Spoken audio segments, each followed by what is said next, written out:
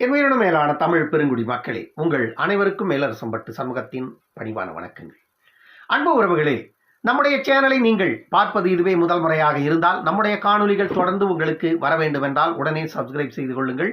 தொடர்ந்து நம்முடைய காணொலி பற்றின உங்களுடைய மேலான கருத்துக்களை கருத்துரை பகுதியிலே தவறாமல் பதிவு செய்யுங்கள். அன்பு உறவுகளே, வாருங்கள் இப்பொழுது காணொலிக்குள்ளே செல்லுவோம்.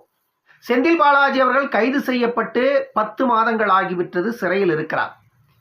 அவருக்கு குறைந்தது 10 முறை உச்சநீதிமன்றமே பெயில் தர மறுத்துவிட்டது. நீதிமன்றம் இதுவரையில் 30 முறைக்கும் மேல அவருடைய காவலை நீட்டித்திருக்கிறது. இதுவெல்லாம் ஒரு பக்கம் நடந்து கொண்டிருக்கிற சூழ்நிலையில செந்தில் பாலாஜியினுடைய சகோதரர் அசோக்குமார், செந்தில் பாலாஜி கைது செய்யப்பட்ட பிறகு செந்தில் பாலாஜியினுடைய சகோதரர் அசோக்குமார் தலைமறைவாகிறார். இன்றைக்கு நேற்று அல்ல, செந்தில் பாலாஜி கைது செய்யப்பட்டு 10 மாதங்கள் சிறையில் இருக்கிறார். இந்த 10 மாதங்களாக செந்தில் பாலாஜியின் சகோதரர் அசோக்குமார் தலைமறைவாக இருக்கிறார். அவர் எங்கு இருக்கிறார் என்ற தகவல் இதுவரைக்கும் தெரியல. அவரை தேடுவதற்கென்று ஒரு தனிப்படை அமைத்திருக்கிறார்கள். ஆனால் அந்த தனிப்படையும் அவரை தேடி இதுவரைக்கும் கண்டுபிடிக்கல. ஒருவேளை அமலாக்கத்துறை உண்மையிலேயே கண்டுபிடிக்க முடியலையா? ஒருவேளை அமலாக்கத்துறை அவரை கைது செய்து எங்கேயாவது வைத்திருக்கிறதா? இல்லை ஒருவேளை திமுக அவரை கடத்தி எங்கேயாவது தலைமறைவாக்கி இருக்கிறதா? இல்லது திமுகவினுடைய கட்டுப்பாட்டில் அசோக்குமாரை எங்கேயாவது இவர்கள் மறைத்து வைத்துக் கொண்டிருக்கிறார்களா என்ற கேள்வி பெரும்பாலான மக்கள் மத்தியில தொடர்ந்து எழுந்து கொண்டே இருந்தது. இப்பொழுது புதிதாக ஒரு செய்தி சமூக வலைதளங்களில் 2 நாட்களாக பரவி கொண்டிருக்கிறது. செந்தில் பாலாஜியினுடைய சகோதரர் அசோக்குமார் அவர்கள் கொலை செய்யப்பட்டு விட்டார் என்ற ஒரு செய்தி பரபரப்பாக சமூக வலைதளங்களில் பேசப்பட்டு கொண்டிருக்கிறது. ஆனால் அதிகாரப்பூர்வமாக இந்த செய்தி இன்னும் வெளிவரல. சமூக வலைதளங்களில் இப்படி ஒரு செய்தி தொடர்ந்து வந்து கொண்டே இருக்கிறது. நானும் ஒரு 3 நாட்களாக பார்க்கிறேன். என்றால் அசோக்குமாருடைய நிலைமை இப்போதைக்கு என்ன? இல்லை என்றால் அசோக்குமார் வந்திருக்கின்ற செய்திக்கும் அதற்கும் தொடர்பு இருக்கிறதா? அசோக்குமாருடைய இன்றைய நிலை என்ன? இதை யார் உறுதி செய்ய வேண்டும்? தமிழ்நாடு காவல்துறை உறுதி செய்ய வேண்டும். ஏன்னா அவர் மீது வழக்கு இருக்கிறது. அந்த வழக்கின் அடிப்படையில் இதுவரையில் தமிழ்நாடு காவல்துறை அவரை கைது செய்திருக்கணும், கைது செய்யல. அவரை கைது செய்வதற்காக தனிப்படை அமைத்திருப்பதாக சொன்னார்கள். அந்த தனிப்படையும் இதுவரைக்கும் அவரை கண்டுபிடிக்கல. அவர் வெளிநாடும் தப்பித்து போகல. அசோக்குமாரை இதுவரைக்கும் காவல்துறையும் கைது செய்யல. அப்ப எங்க போனாரு அசோக்குமார்?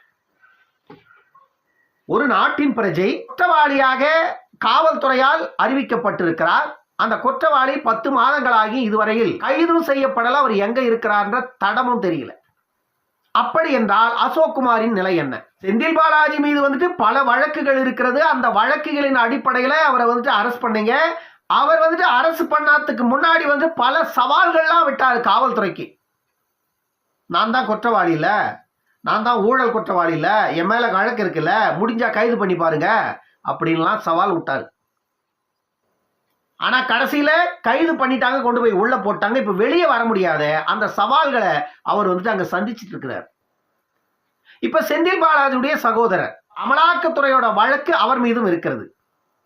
செந்தில் பாலாஜியை கைது செய்த உடனேயே இவர் தலைமறைவாகிவிட்டார். ஆனால் செந்தில் பாலாஜி கைது செய்த உடனே இவர் தலைமறைவு ஆகாமல் இருந்திருந்தால் அப்பொழுதே இவர் கைது செய்யப்பட்டிருப்பார். தலைமறைவு ஆன பிறகு இதுவரையில் அவரை கண்டுபிடிக்க முடியவில்லை தமிழ்நாடு காவல்துறை. இப்பொழுது அசோக்குமார் பற்றிய செய்திகள் புதிய புதிய கோணங்கள்ல சமூக வலைதளங்கள்ல உலாவிக் கொண்டிருக்கிறது. இந்த செய்திகள் எல்லாம் உண்மையாக இருக்கும் பட்சத்துல செந்தில் பாலாஜியின் நிலைமை என்ன? திமுகவிற்கும் அசோக்குமாருக்கும் ஏதோ நெருங்கிய தொடர்பு இருப்பதாகத்தான் அந்த செய்தி சொல்லுகிறது.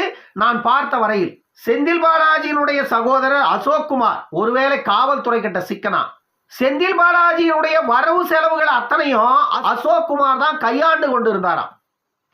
அதனால ஒருவேளை அசோக்குமார் அமலாக்கத்துறையிடம் சிக்கனா பல உண்மைகள் அசோக்குமார் வெளியே சொல்ற வாய்ப்பு இருக்கிறது. அப்படி அசோக்குமார் நிறைய விஷயங்களை அமலாக்கத்துறை கிட்ட சொன்னா அது மு.க. ஸ்டாலின் குடும்பத்தை நேரடியாக பாதிக்கும். ஆகையால அசோக்குமார் தலைமறைவாக இருப்பதுதான் நல்லது அப்படின்னு சொல்லிட்டு அவரை தலைமறைவாக வைத்துக் கொண்டிருப்பது திமுக தான் என்று குற்றச்சாட்டுக்கள் இருக்கிறது. ஆனால் இப்பொழுது இப்படி ஒரு அதிர்ச்சி ஊட்டும் செய்திகள் வெளிவந்து கொண்டிருப்பதை பார்க்கும் பொழுது அரசியல்ல இதுவெல்லாம் சாதாரணமப்பா அப்படின்னு கவுண்டமணி சொன்னது நம்ம காதுல ஒலிக்குது. அரசியல்ல கொலை, கொள்ளை, கற்பழிப்பு இது எல்லாமே சாதாரண விஷயம்.